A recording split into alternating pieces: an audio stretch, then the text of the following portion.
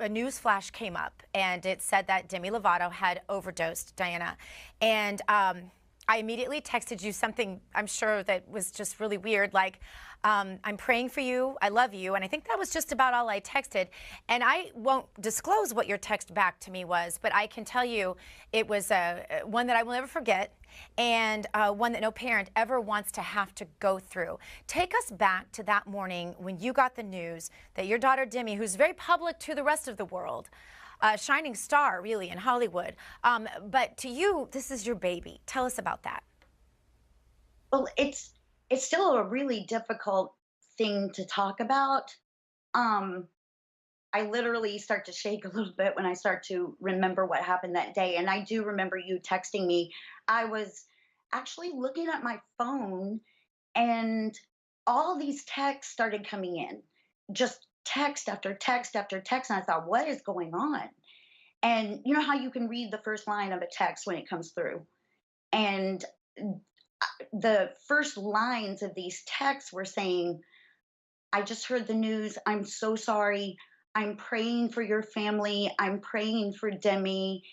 And I thought, I was in shock. I thought, what is going on?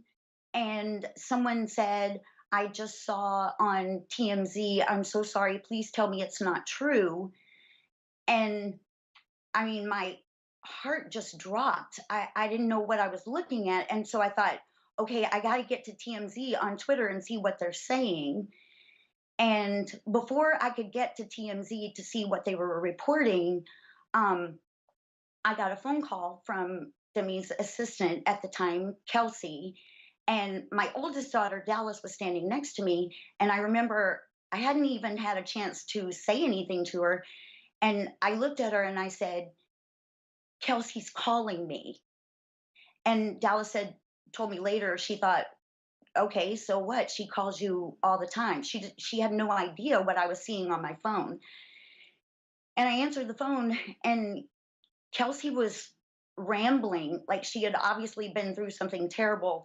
And she said, I need to tell you what's going on. You're going to see a report come out. Well, it's already come out. And I stopped her. I said, Kelsey, just tell me what's going on. And the next words that came out of her mouth, you're right, are words that just are so difficult to hear as a parent. She said, Demi overdosed. And so I was in shock. I didn't know what to say. It was just something that I never, ever expected to hear as a parent about any of my kids. And I hesitated to ask, but I had to ask her. I remember it just seemed like the words took forever to come out of my mouth. I said, is she okay? And she stopped for a second and she said, she's conscious, but she's not talking. And so I knew at that point that we were in trouble. And so I said, where is she? And she said she was at Cedars-Sinai Hospital. So I said, I'll be right there. And Dallas, I hung up the phone and Dallas was looking at me and she said, what's going on? And I said, Demi has overdosed and we need to get to the hospital and I don't think I can drive. And Dallas said, it's okay, I got you, Mom. Let me get my keys and I'll drive us. Well, we got there as quickly as we could. Dallas and Madison and I jumped out of the car at the emergency room and ran into the emergency room to be by her side.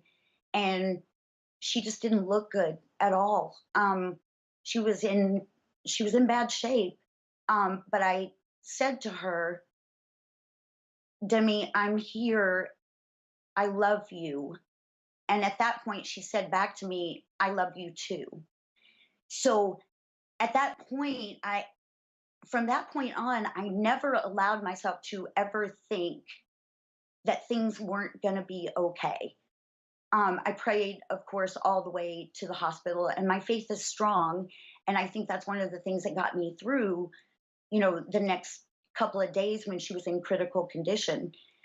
We just didn't know for 2 days if she was going to make it or not. Right. And I was trying to be strong for her and for her sisters and for my family back home that was saying, "What's going on? Is everything okay?" My close friends like you who were concerned. And I just feel like the reason she's alive today is because of the millions of prayers that went up that day when everybody found out what was happening. I don't think she would be here if it hadn't been for those prayers and the good doctors at Cedar Sinai. They were the best. I couldn't have asked for a better team of people to save her Yeah. life. And you Um, mentioned to me in some of our correspondence that at this point she's doing really well, and we want to hear about that part. I can honestly say today that she is doing really well. She's happy, she's healthy, she's working on her sobriety, and she's getting the help she needs. And that in itself encourages me about her future and about the future of our family. Right.